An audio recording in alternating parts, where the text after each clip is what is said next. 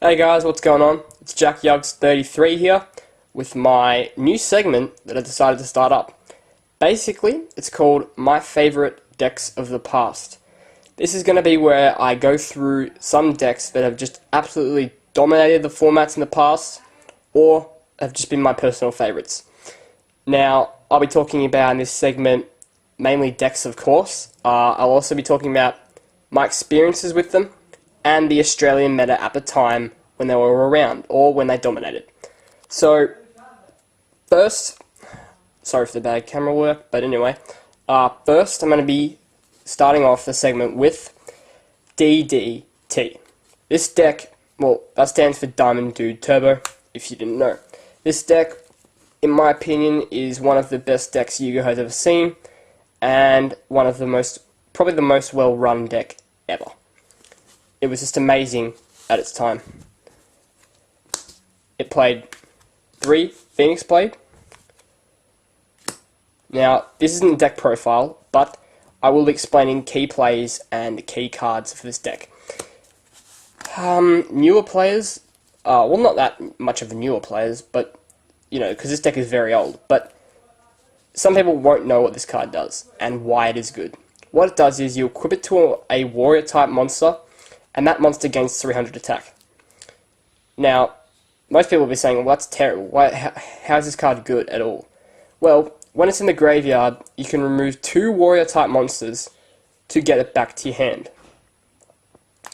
The card's obviously broken, especially in this deck. What it does, this deck does with it, is it ditches it to the grave with numerous effects. Then it gets back the remove from play monsters you remove with this card's effect with other cards' effects. So it works very well. And that was one of the best equipped cards going around in the game back then. Card Trooper.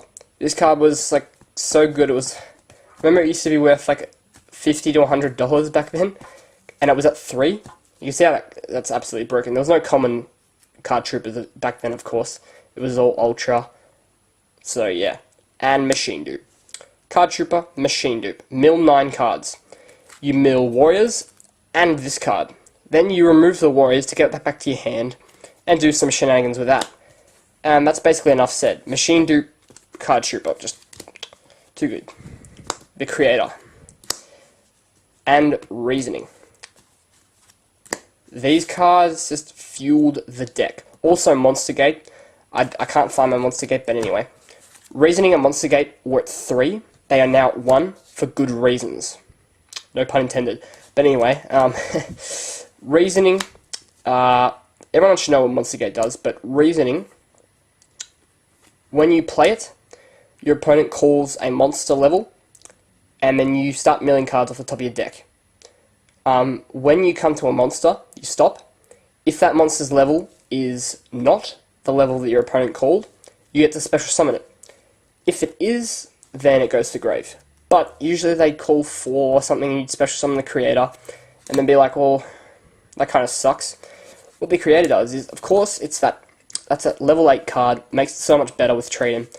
But anyway, what it did was send 1 card to the graveyard, which you could just send Phoenix Blade to the graveyard, which is basically just like sending no card to the graveyard, to special summon a monster from your grave. Demock was around back then, so you could get Demock, then get another spell. One of the players was Reasoning, they call 4, hopefully, they don't call 8. Get Creator, ditch Phoenix Blade, get Demock, get Reasoning back, play it again, and then they'd most likely call 8, and you'd hit a Jinzo or something, game. But it was pretty broken. These are your cards that ditched cards from hand that you played. Other people, I think there were some other cards that were played, but I can't remember all of them, sorry. I'm going to start off with their effects. DDM, ditch a spell card, bring back a monster removed from play. You can see how amazingly broken that is in this deck. DDR, same thing, except you can pitch any card. Again, just like brokenness, it was just so good back then. Feather of the Phoenix. What this did was ditch any card, so obviously with all these you ditched Divine Sword and then just removed and put more cards in your remove from play zone. But yeah, this effect puts a card on top of your deck. Of course, in this deck you ran dashes, and dashes were pretty much always in the grave. So you could put like the Creator or even Demock on top of your deck, and then just special summon it next turn when you draw it, which was just broken. Lightning Vortex, Dark Hole was banned, so this was the next best thing. OTKs were so prominent back then that you had to main Threatening Roars pretty much, and then if you Threatening Roared and then Lightning Vortex, discarding Phoenix Blade, which is basically like discarding nothing, it was very good. Stone Excavation, what it did is discard 2 cards and get a magic card back to your hand. You also played a card, which one of my favourite cards in the game, called Dimension Fusion, which is it's basically Return from a Different Dimension on steroids. What it does is you pay 2,000 life points, and then you special summon, you and your opponent special summon all remove from play monsters you can. So, you can see how this is broken in this deck. Magical Stone Excavation, discard 2 Phoenix Blades, get back to Dimension Fusion. Then Phoenix Blade, remove 4 warriors to get both back to your hand. Activate Dimension Fusion, special summon 4 warriors. Nuts. Reborn and Premature. I'm not sure which one was out at the time, but either way you could get back Demock, and then Demock could get back Dimension Fusion. Then when Demock gets removed from the field by his effect, Dimension Fusion him back, get back one of these, like, shenanigans just went on and on. Metamorphosis. This was great for OTKs, and with Malicious, because there was no tuners and no synchros, you couldn't just plague Malicious Stardust. That wasn't how it worked. Metamorphosis Malicious into a 6-star fusion to just attack. They bring out another Malicious for Monster Gate. So yeah, it was pretty great. Rota, I believe, was at 3. So you can see how this deck is good. Stratus, I'm pretty sure I got to put to 1 like pretty much straight away. Diamond Dude, it's Diamond Dude Turbo. You had to run 3 Diamond Dudes. This deck ran at least 15 normal spells, so you can see how it's ridiculous in a deck of 40 cards. Diamond Dude Dasher. I mean, not Destiny Hero Dasher, what am I talking about? I'm not sure if this deck ran 3 or 2, but it was definitely one of the best cards in the deck to set up your players.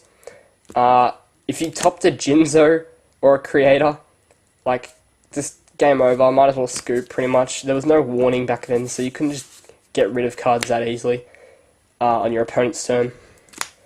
Of course, you also played Plasma. Because D-Draw was at 3 and you played 3 trade-in, Plasma was one of the best. You could just go Stratus, Plasma, trade-in. Go off from there, pretty much. Malicious was at 3. Yes, it was. Ridiculous. So broken. So many plays with it. Monster Gate. Disc Commander. This is my favourite card in the game. I hope it comes back, but it probably never will. But what you did was, Reborn Demock, get back Reborn. Reborn Disc Commander, draw 2. Now you've wasted 1 card for 4 cards. Then when you use Monster Gate, tribute Disc Commander, special summon, hopefully the Creator or something, and then ditch Phoenix Blade, special summon Disc Commander, draw another 2. I hope that makes sense, but it was one of the best plays you could possibly do at the time. And then obviously, I only have 2 of these, but 3 trade-in and 3 D-Draw. I only have 2 of each. Now, my experiences with the deck. I did not have this deck. My friend had it. He had all the cards, but basically we shared it week in, week out. Like, one of us just played it, and then one of us played some other random deck like Macro. Of course, MST was not at 3 then, so Macro was so much better. And it stopped this deck, of course. But this deck was just so crazy. And if you didn't play it, you most likely were not going to win. I'm not sure how many formats it dominated, but I think maybe 1 or 2, maybe even 3, I'm not sure. And then it got hit by the ban list by putting Reasoning at 1 and Monster Gate at 1. I think they banned Reborn as well, and then they banned Demock, brought them back later on. But yeah, the deck was ridiculous. It's one of the best decks in Yu-Gi-Oh! Ever, and it gelled so well together. All the cards were just gelled very well. It was well built and all that. Sorry, I'm rambling now, but anyway. So yeah, I hope you like this segment. Stay tuned for more videos on it. I'll be doing some more decks that are newer or whatever. But yeah, thanks for watching, and please subscribe. Cheers.